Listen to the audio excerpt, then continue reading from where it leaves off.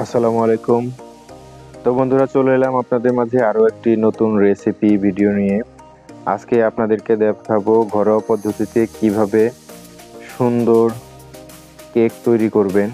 আপনারা ঘরে বসে নিজেদের সুন্দর সুন্দর হাতের কাছে যা যা উপকরণ আছে সেগুলো দিয়েই আপনারা পছন্দনীয় সুন্দর ডিজাইনের কেক তৈরি করবেন। সেই ভিডিও আজকের ভিডিওতে থাকছে আপনাদের সাথে কেক রেসিপির সম্পূর্ণ বিস্তারিত।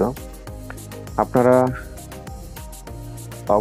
অবশ্যই ভিডিওটি সম্পূর্ণভাবে দেখবেন, কোনো স্কিপ করবেন না, তাহলে আপনাদের মিস হয়ে যাবে যে আমরা কোথা থেকে কি করলাম, কিভাবে কি করলে এরকমভাবে কেকটি তৈরি করা গেল।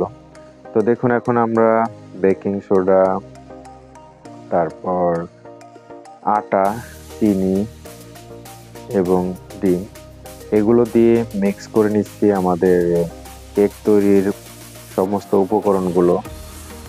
মিক্স করা হয়ে গেলে আমরা এখন এখানে বেকিং পাউডার দিচ্ছি। বেকিং পাউডার দিয়ে আমরা আবার এটা নাড়াচাড়া করব।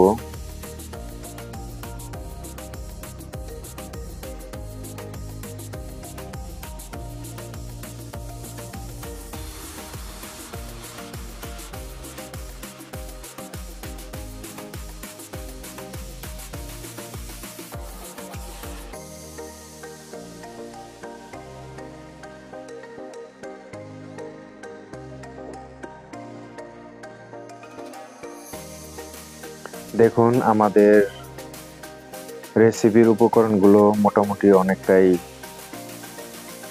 ঘন হয়ে গেছে, আর এই ঘনটাই প্রয়োজন। এই ঘন অবস্থায় মূলত আমাদের পরবর্তী ধাপে এগিয়ে যেতে হবে।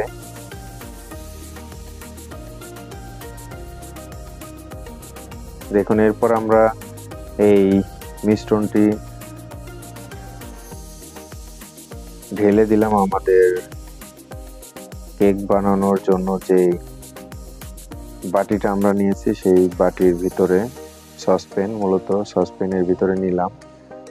তো এটা নেওয়ার পরে এখানে সমস্ত উপকরণগুলো ঢেলে এটা ভরাট করে দিলাম। এরপর আমরা যেটা করব সেটা হচ্ছে এই উপকরণটার নিচে একটি আলাদা পাত্র দেব এবং পাত্রের ভিতরে পানি ঢেলে সেটাকে আমরা কিছুক্ষণ জাল করব। তো দেখুন, আমরা পাত্র দিয়েছি এবং এটা পানির সাহায্যে জাল করা হবে, যাতে সরাসরি আগুনের তাপটা এই সসপ্যানের ভিতরে না পড়ে। তো মূলত এই কারণেই এইভাবে দেওয়া হচ্ছে পানি। তো দেখুন বন্ধুরা, আমাদের কেকটা হয়ে গেছে।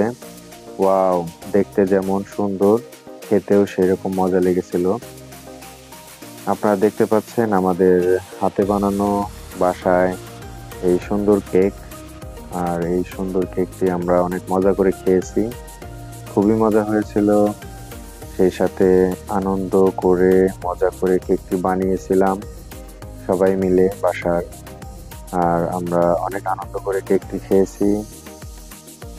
আপনাদের কাছে কেকটি বানানো এবং সম্পূর্ণ ভিডিও কেমন লেগেছে অবশ্যই কমেন্ট করে জানাবেন। আমরা আপনাদের কাছে আরো পরবর্তীতে সুন্দর সুন্দর রেসিপি এবং ইনফরমেশন ভিডিও নিয়ে আপনাদের সাথে আবার যোগাযোগ করব। এখন আমরা কেকটি কাটবো ছুরি দিয়ে। দেখুন, অনেক সুন্দর করে কেকটি আমরা কাটলাম এবং কেটে খেলাম। অনেক মজার হয়েছিল, অনেক টেস্টি হয়েছিল। তো আজকে এই পর্যন্তই। সবাই ভালো থাকবেন, সুস্থ থাকবেন। খোদা হাফেজ।